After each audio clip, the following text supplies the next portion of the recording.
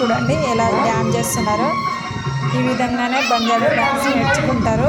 DJ song వస్తే చాలు ఇక్కడ డ్యాన్స్ చేయడానికి ఉరుకుతారు మా పిల్లలు అయితే. డ్యాన్స్ చేయడానికి అది మా పాప చూడండి ఎలా చేస్తుందో డ్యాన్స్. వీడియో నచ్చితే లైక్ చేయండి, సబ్స్క్రైబ్ చేయండి, ఫాలో అవ్వండి. వాళ్ళ మామకి పిలుస్తుంది డ్యాన్స్ చేద్దాం రా మామ అని.